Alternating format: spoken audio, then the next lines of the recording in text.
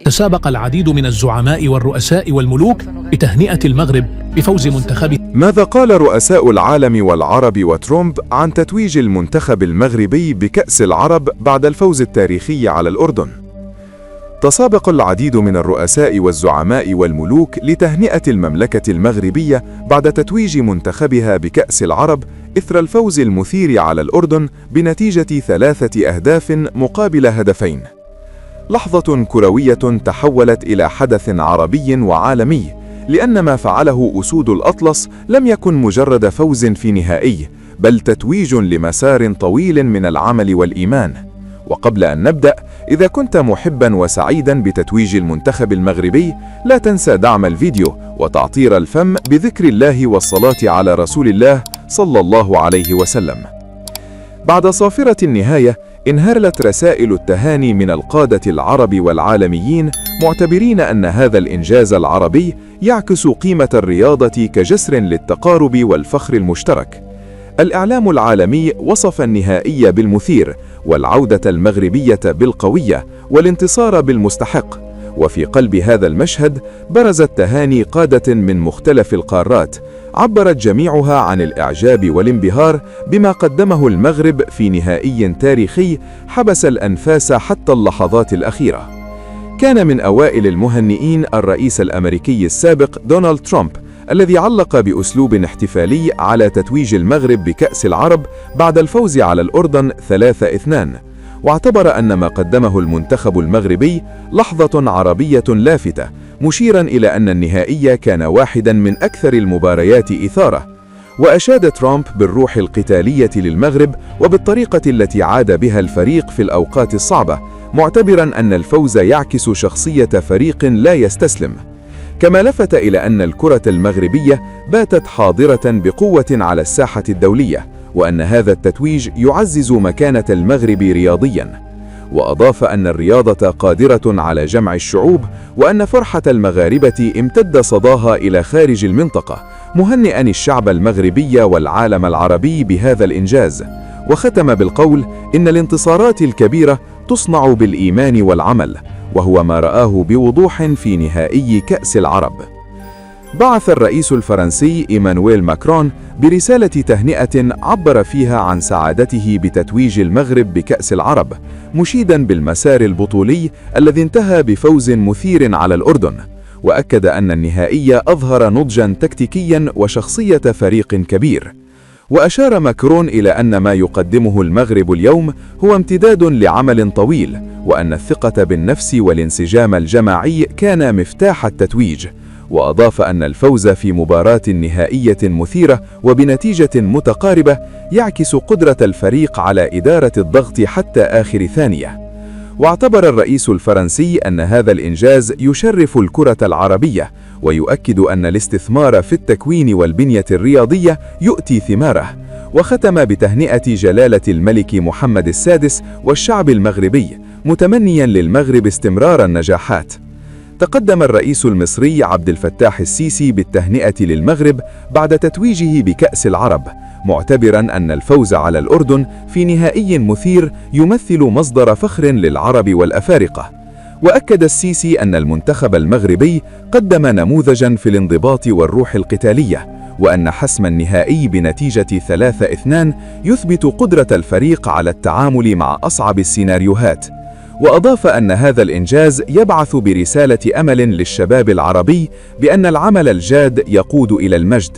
وأشار إلى أن الكرة المغربية أصبحت مثالا يحتذى به في التخطيط والالتزام، مهنئا الشعب المغربي بهذا التتويج الذي وحد المشاعر العربية في ليلة واحدة.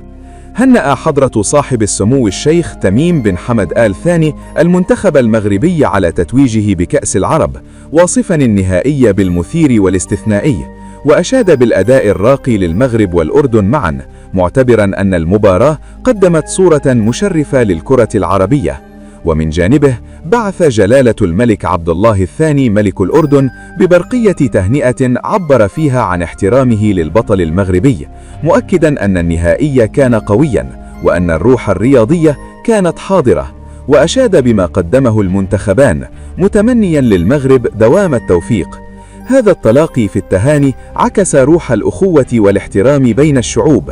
وجه ولي العهد السعودي الأمير محمد بن سلمان تهنئة للمغرب، معتبرا التتويج ثمرة جهد واستمرارية، ومشيرا إلى أن الفوز في نهائي مثير يرسخ مكانة المغرب عربيا.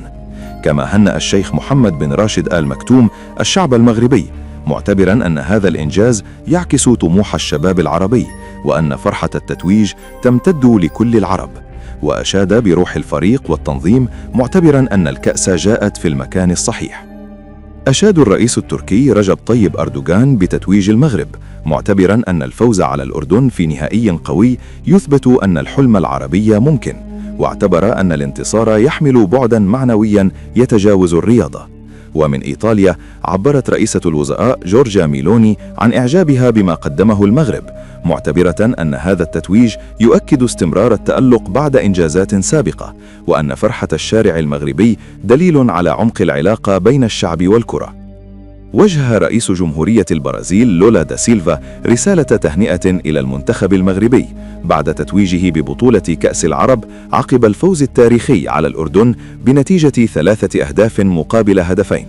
وقال لولا دا سيلفا إن ما قدمه المنتخب المغربي في النهائي كان مثالا حقيقيا لكرة القدم التي تلهم الشعوب، مؤكدا أن المغرب لعب بشجاعة وروح قتالية حتى اللحظة الأخيرة. وأضاف رئيس البرازيل أن هذا التتويج لا يسعد المغاربة فقط، بل يسعد كل محبي كرة القدم حول العالم، لأن اللعبة تكون في أجمل صورها عندما يفوز من يلعب بقلبه قبل قدميه. وأشار لولا دا سيلفا إلى أن الكرة المغربية أصبحت اليوم نموذجا للتطور خارج أوروبا، وأنها تشبه في روحها الكرة البرازيلية التي قامت دائما على الشغف والمهارة والعمل الجماعي.